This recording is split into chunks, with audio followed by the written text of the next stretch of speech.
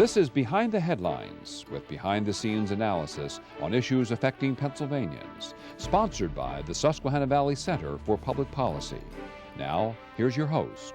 From Philadelphia to Erie and from Scranton to Pittsburgh, it's Behind the Headlines. I'm Charlie Greenawalt, Senior Fellow of the Susquehanna Valley Center for Public Policy, and I'm joined today by my co-host Jere Strittmatter, a board member for Susquehanna Valley Center for Public Policy. Jere, welcome to the show. Good morning, Charlie. It's nice of you to come back. You've done this with us before once or twice. Well, I appreciate it. I'm very flattered to be asked, and I always learn a lot, so thanks. Well, let me ask you. We've had the primary in Pennsylvania. Clinton won on the Democratic side and Trump on the Republicans. Did that surprise you?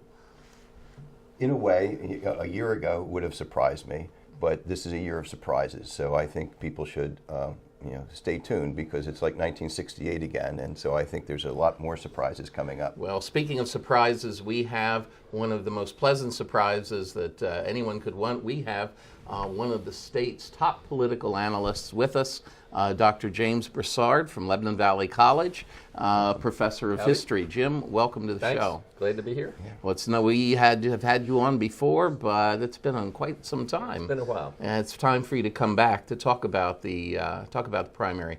Pennsylvania moved its primary a number of years ago. We are always the third Tuesday in May, and for the presidential season, we move our presidential primary forward 1 month. Did that make a difference? Should we keep it there? Should we move it further ahead? Should we move it back to May? What's your verdict on that?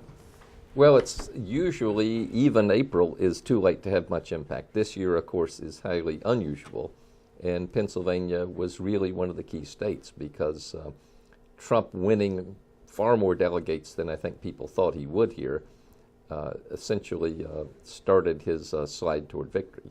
But if you move it any earlier, then legislators, of course, have to go out in the snow and get signatures on petitions, and that's been one of the impediments, I think, to pushing it earlier. I guess there's an expense to having two primaries, but that is another possibility, correct? To just have the presidential moved up another month into March. Sure, and some states do that, right. There are some people that want to argue about open versus closed primaries. Of course, Pennsylvania is closed, or we can only vote in the party with which we're registered. What's your verdict? There are some people that are trying to change us to an open primary. Well, of course, in half the states, it's not an issue because they don't have party registration anyway.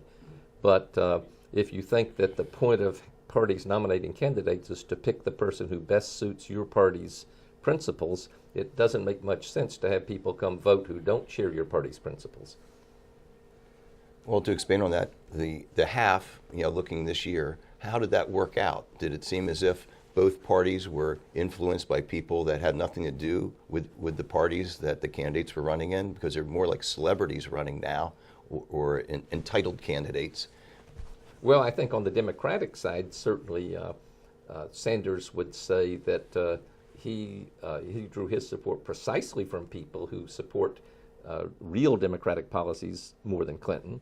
And Clinton would say she draws her support from pragmatic Democrats. But in the case of the Republicans, of course, Trump was by far the most liberal candidate of all the 17 people running. And that, I think, was a highly unusual circumstance to have that kind of candidate win. Jim, when we look at the turnout numbers for Pennsylvania in this particular presidential primary, are those numbers encouraging to you, discouraging, or what you expected? Encouraging or discouraging depends on whether you think more or fewer people should be voting in primaries. Political scientists can make an argument that the smaller the turnout, usually the more informed the average electorate is. Well, our Constitution used to say you had to own 50 acres of land to vote, and then we only had a few, just a 2 or 3 or 4% of the population of Philadelphia could vote back in the time of William Penn and the colonial era. Right. So the question is, does that give you better government or not? I think we have yet to figure that out. Well, hopefully you will figure that out since you have this the Center for Political History. You've started at Lebanon Valley College. So we're talking about the historical perspectives that Charlie is. Why don't you tell us a little bit about that as well? What's going on at Lebanon Valley College and the new Center for Political History that you formed? The idea is to encourage more historians do into political history. 50 years ago, political history was at the center of the profession. Today it's out on the fringes. Social history of all sorts has really taken over. And there's something, I think, lost there when you don't have, when you have so few historians doing work in political history. There's still a lot of people who'd like to do it, but they need some encouragement. So we're offering a book prize for the best book on political history. We're going to have a conference on political history, and we'll have some speaker series on political history.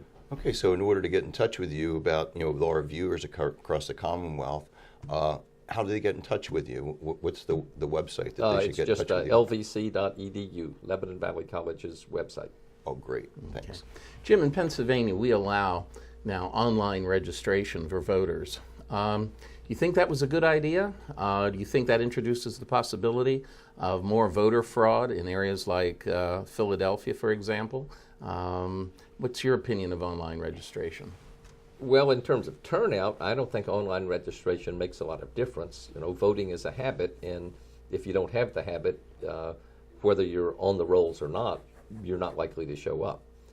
It does give more people the opportunity to decide at the last minute, gee, I think I'd better go vote, who otherwise wouldn't have even thought to register. So I suppose that's an incremental good thing. Okay. Well, talking about incrementalism, in your book about President Reagan, what has been the trend since President Reagan, since you wrote the popular book? What has been the trend in primaries since that time? Since that seems to be the last sort of like revolution, with the conservatives, and you were talking about Trump being so liberal. What's happened since that time in 76 and 80 to now 2016? Well, actually, this is a lot like 1980 in the sense that there is a large group of voters who were just fed up with the way things are. In 1980, of course, they were fed up with the Carter administration. Now, I think you have people in both parties fed up with their own party and with Washington. So this is somewhat unusual to have the frustration and the anger show up in both places and be more generic. I don't know what the outcome's likely to be.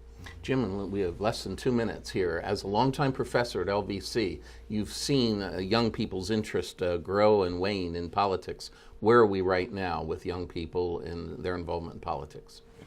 There's always a blip up in presidential years. There was a lot of interest, at least at Lebanon Valley, in 2008 because of the Obama campaign.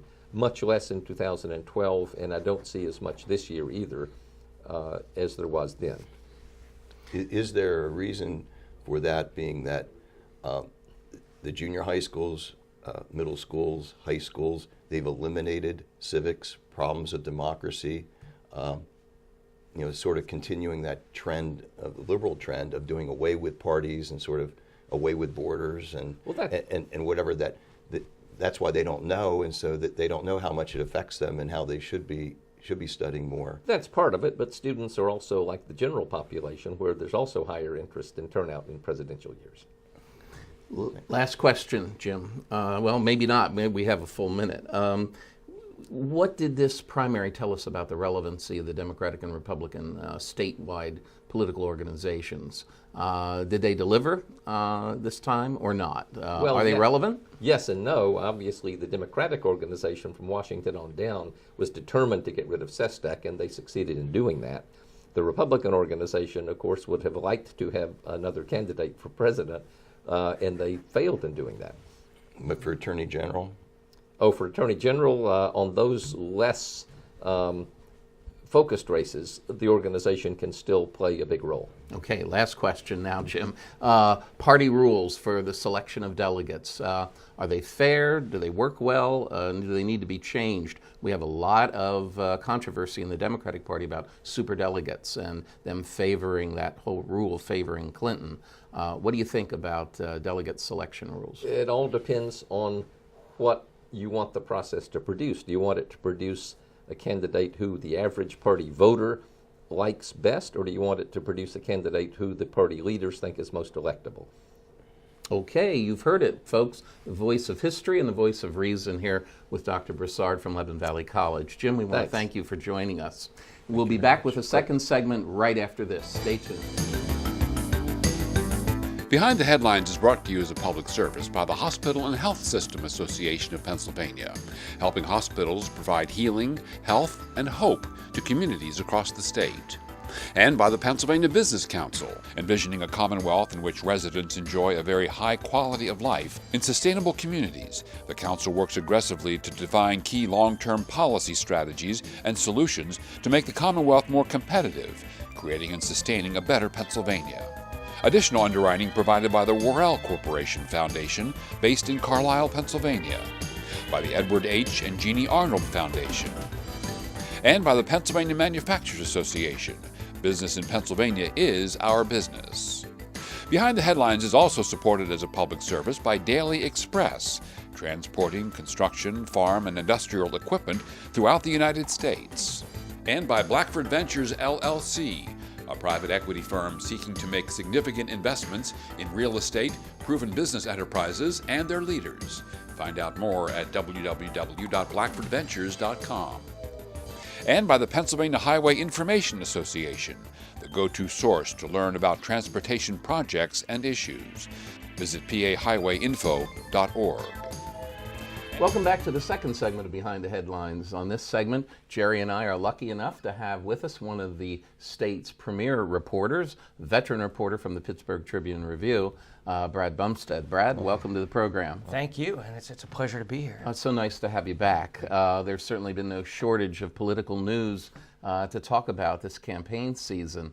And of course, you're well known for your most recent book, Keystone Corruption, and I understand that you have a second book coming out, a follow-up to that. Right. When will that be released, and what will be the title of that book, Brad? I don't know the exact date. Sometime this summer, I would guess July, and the title will be Keystone Corruption Continued, Cash Payoffs, Porngate, and the Kathleen Kane Scandal. Well, right there's what we'd like to start out with. The Attorney General's race in Pennsylvania seems to have gotten, I don't know how you feel about it, Jere, but it seems to have gotten a lot less publicity and attention than one would suspect, considering all the chaos that we've seen in that particular office. I guess let me start out, and then Jere will follow up with you on why hasn't she been removed from office, Brad? Is this negligence on the part of the General Assembly not to have impeached her and removed her from office? Well, if you had Senate Republicans here, they would tell you we tried. We had that they had a vote to remove her, and it failed, and all but one Democrat voted against it. So there was an attempt. There is also a House effort at impeachment underway, but it's very unlikely, given the timing of that that's going to occur. Of course, Governor Wolf said she should resign when she was charged with crimes. She is, in fact, charged with 12 crimes in Montgomery County, including obstruction of justice and perjury being the most serious, the latter. And her trial is set for August. Mm-hmm. And with the election, with the presidential election, taking like all the air out of the room, the election for her successor sort of got overlooked. I know you're an expert with this. How do you handicap that? And did the primary go the way you thought? And what does that portend for the general election? The primary went the way I thought. I mean, there was no real contest on the Republican side. Senator John Rafferty was endorsed by the Republican Party, so there was little doubt that he was going to win against Joe Peters, who had no endorsement. And even though he had more experience than just about anybody on either side of the race, he was not going to win. So that didn't surprise me. On the Democratic side, it was a three-way race between Montgomery County Commissioner Josh Shapiro, Stephen Zappala, the Allegheny County District Attorney, and John Morganelli, the DA in Northampton County.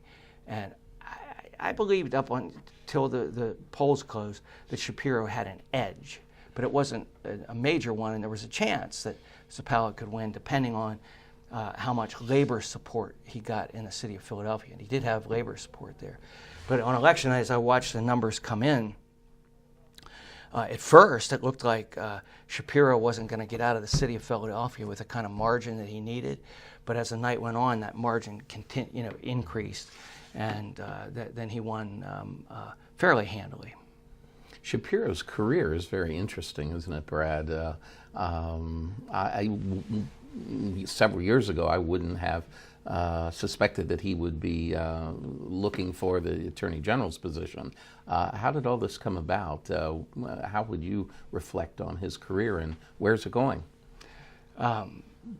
People are pretty well convinced that he has his eye on the governor's mansion eventually, as a lot of people do who run for Attorney General. It's not exactly the place you want to end your career. Aspiring governor, AG. Yeah, sure. So I believe that's the case. The candidates were asked at a forum at Widener University, will they serve their term if elected, and all of them said yes. So, but it wouldn't be the first time somebody made that pledge and then said, oh yeah, but things have changed, and things do change, and there may be other reasons. But Shapiro is, ran as Mr. Clean, if you will, to clean up this office. Rafferty, of course, said there was a dark cloud over the Attorney General's office as a result of Kathleen Kane's action, and he too is going to clean it up. That's going to be the real theme. Some political analysts believe that the Republicans have an edge just generically because Kane is a Democrat, and that's hurt the Democratic Party. Her actions, even if she's acquitted, and she is still innocent, could besmirch did besmirch the office. So we'll just have to see where that goes. But I think that there is some inherent edge there. But on the other hand, Shapiro can raise a lot of money, and much of this will depend on the presidential race, on the turnout, particularly in Philadelphia, in what appears to be Trump versus Clinton. Well, another AG, aspiring governor, is Gene DePasquale. So how would you see the two of them? They both started off like as staffers and working within the system, and then now have both were legislators, too. Yes, and both legislators. Right. Mm-hmm. Both very good legislators, in my opinion. But I think that DePasquale has sort of a leg up on that in the sense that he has almost 4 years in as Auditor General, and he's going to be reelected handily, whereas Shapiro, if he wins, would just be starting off. Mm-hmm. Rafferty, I don't know that he has those same aspirations. I'm not sure about that. Would, in terms of campaigning, would you consider Shapiro to be a better campaigner than Rafferty? Yeah, no disrespect to John, but Mm-hmm. Absolutely. Mm-hmm. He is a campaign machine when you see him out there. He knows how to schmooze and do all the right things, say all the right things. He's a very smart guy. Now, the one thing that'll come up will be experience in this race. And Josh Shapiro, when he graduated from college, became a aide on Capitol Hill in Washington, worked for a couple of different congressmen, certainly good experience. Then he was elected and served as a House member for Montgomery County, and subsequently was elected chairman of the Montgomery County Commissioners. But nowhere on that resume was he ever a prosecutor. Senator Rafferty was a prosecutor, but briefly, only a little less than 4 years, and certainly not in a high-profile role in the Attorney General's office, but he was prosecuting Medicaid fraud. But he was a prosecutor, and I'm sure that's going to be central to some of the ads that we see. It was in the Democratic race, in the Democratic primary. Mm-hmm. So with your new book coming out, sounds like a follow-up, a sequel to your first one, and talking about Attorney General Kane. What will follow with the new Attorney General as far as these new federal investigations going into John Esty and others? Yeah, there's a big question mark there. We don't really know what's going to happen with that. John Esty, of course, was the former chief of staff for ex-Democratic Governor Ed Rendell.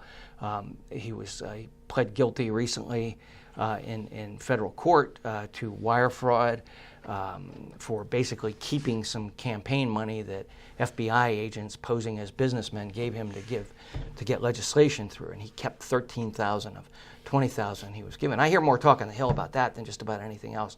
Like, why would you do that? You're a successful, guy. You've been a partner at Ballard Spahr.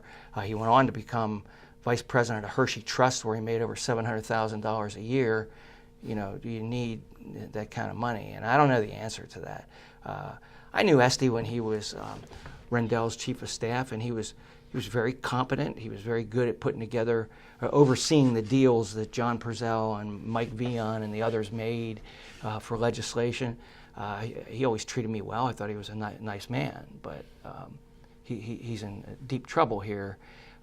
He may get a reduced sentence by virtue of entering a guilty plea and cooperating with the FBI. Here's the thing, since 2011, that's the date that 5 years. Yeah, that's a long time. So, there's a lot that can go down in 5 years. We just don't know what that'll be. Look, it could end right here. There'll be no more to it, or we could see a string of prosecutions come out of this. I interviewed a former federal prosecutor this week, Bruce Ankobiak, who teaches law at St. Vincent's College, and he told me that it's extremely likely that there'll be more prosecutions, that the FBI doesn't end with a former chief of staff, and that they invest a tremendous amount in these kind of cases. So he believed that we would see more.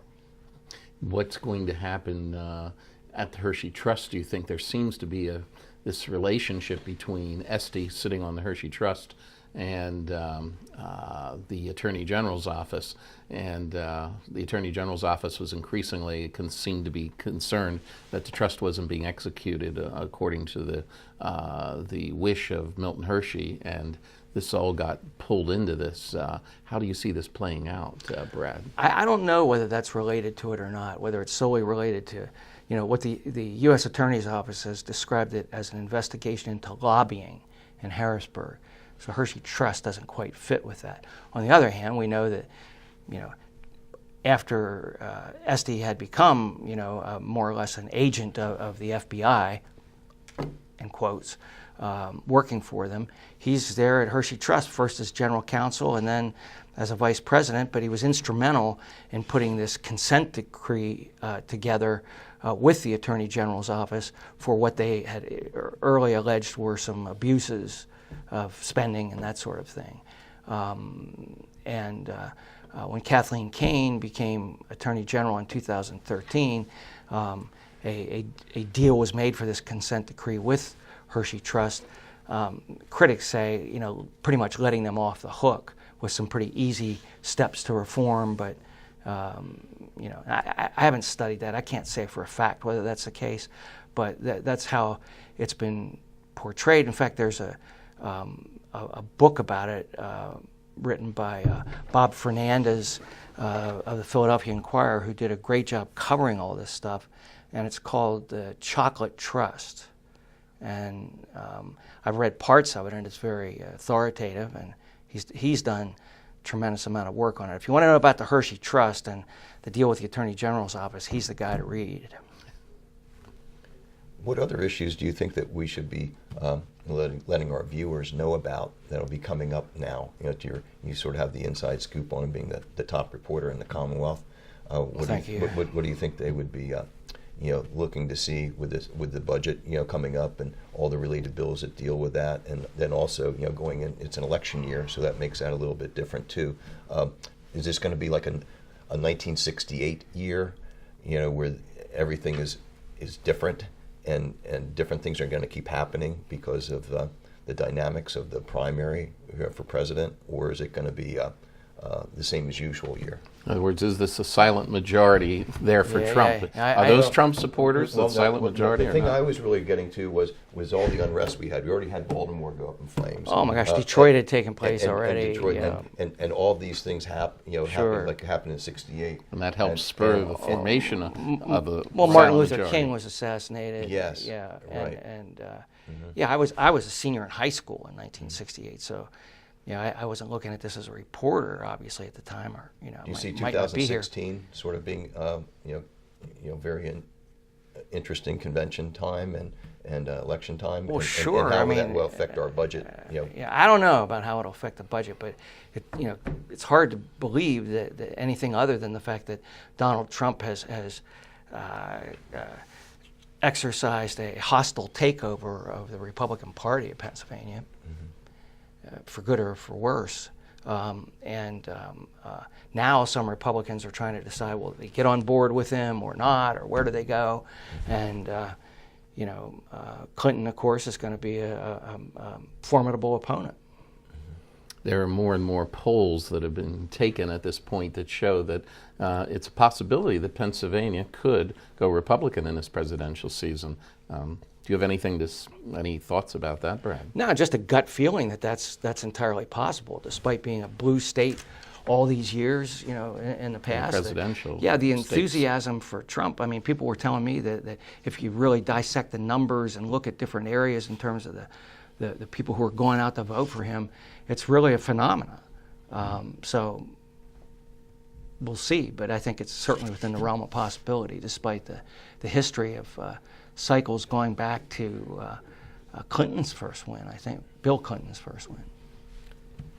To shift gears a little bit, Sure. Tell us about the differences that have come about in the newsroom here and the way viewers receive their news and the way the mechanics work since you've been there for many years, and sort of tell us, has it been good, bad, what's changed? It's been good and bad, but it's certainly different. When I started in the Capitol newsroom, I guess it was 1983, and certainly knew Dave Atkinson when he was there. We had huge stacks of phone books there. When you wanted to find somebody in another city, you would have to pull out the Miami phone book and go through and find it. Well, now today people go on the internet and they've got a phone number in 20 seconds, often, unless it's unlisted. That was one thing. The other was that stories and beats were more reporter-driven in the sense that you went out and you found out the news, you went back and you told your editors, here's what's here, what do you want, they tell you. But now the editors see the same thing that we do all day long in news releases on the internet. I'm not saying it's a good or a bad thing, but it's just sometimes results in what I hear from some of my colleagues is knee-jerk reactions to, oh, look what so-and-so said this, it's a story. Well, maybe if you look at it, maybe it isn't that much of a story. Mm-hmm. Would you have done it without that press release, which is usually self-serving in some way? It's like the news is manufactured and sort of Sometimes. packaged, and then the people see that. Sometimes. But I can remember years ago that in the newsroom there's this camaraderie, it's competition because you're writing or reporting for different news things. But there was also this camaraderie that you sort of knew, hey, we should be looking at this, you should be looking at that. Is everything so separated? Like with the legislators now, they used to have camaraderie there too. Now their offices are separated apart. They don't really interact as much now. How is it with E-Floor? There's some of it. I mean, hard to gauge whether it's more or less than it used to be, but there's some there to a limit. You're still competitive with people. I wouldn't tell my competitors anything that I really wanted to write myself, but if it's like, a Philadelphia story or something that I'm not going to do, I would certainly tell people from the Philadelphia paper. Okay, well, unfortunately, we're out of time. We've got to push you out the door, Brad, so you no. can go out and continue your investigation and continue to chronicle what's going on here in Capitol Hill and Harrisburg. We'll look for your book this summer, and we'll look for you to join us again next week on Behind the Headlines. See you then.